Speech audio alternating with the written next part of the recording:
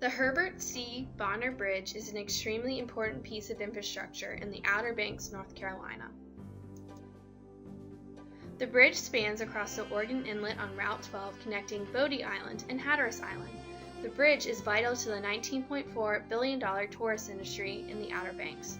The bridge also allows thousands of citizens on the island to access work, schools, healthcare, and other essential services on the mainland. The original bridge was built in 1963 for $4.1 million and is currently well past its serviceable life. The bridge was only designed to last for 30 years and has been plagued with numerous safety issues. In 2013, the North Carolina Department of Transportation had spent around $58 million in repairs and inspections since the bridge had been built. The current bridge is particularly vulnerable at the moment. The salt air and water is corroding the internal reinforcing steel. The currents in the Oregon Inlet have been even more problematic for the bridge. The current has washed away sand from underneath the piers, compromising the stability of the structure. This is called scouring. It has even had to be closed in December 2013 indefinitely because too much sand had been removed from underneath the bridge supports, making it dangerous for travelers. The North Carolina DOT began the process of replacing the old bridge in 1989. However, there has been a lot of opposition related to the construction of the new bridge. Currently, Route 12 goes through the Pea Island Wildlife Refuge. Pea Island is an important habitat for many migrating birds and other wildlife.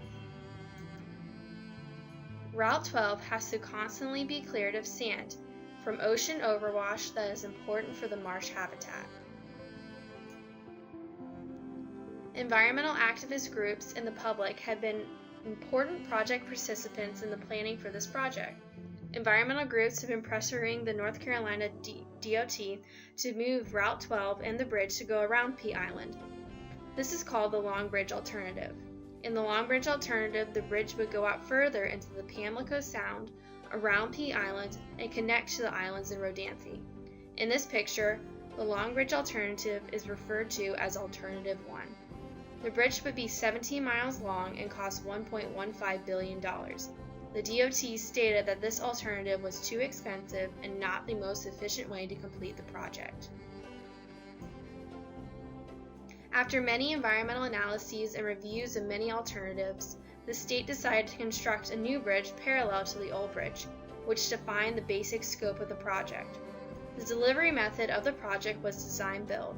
3 different teams presented bids to the owner, the North Carolina Department of Transportation, in July 2011. The contract was awarded to PCL Civil Construction and HDR Engineering Incorporated for $215.8 million. Based on this description of the contract, I assumed that it was a lump sum. I also believe the financing for this project came from general tax funding. Construction was supposed to begin in 2012, and the bridge was supposed to be finished by the spring of 2015. However, 2 lawsuits stopped the construction from beginning. Both were filed by the Southern Environmental Law Group on behalf of the Defenders of Wildlife and the National Wildlife Association. The lawsuits were finally settled in August 2015 and the project was allowed to continue. The price of the project increased to $246 million due to inflation. Preliminary construction began on the bridge in February 2016. The construction officially began on March 8, 2016. Some key milestones in the schedule are that by June or July 2017, 50% of construction is expected to be completed. Additionally, all piles are expected to be driven by January 2018. The new bridge will be open to traffic in November 2018. The old bridge will be demolished from November 2018 to September 2019. And finally, the project will be completed by September 2019.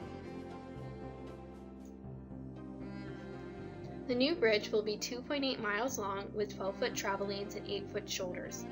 It will include high-quality concrete and stainless steel to protect from corrosion. The bridge piles will also be driven deeper into the ocean floor to withstand a 100-year scouring. It will also have a 100-year service life, which is much longer compared to the original bridge. With this new bridge, the Outer Banks will continue to thrive as a tourist destination and allow citizens access to the mainland for many years to come.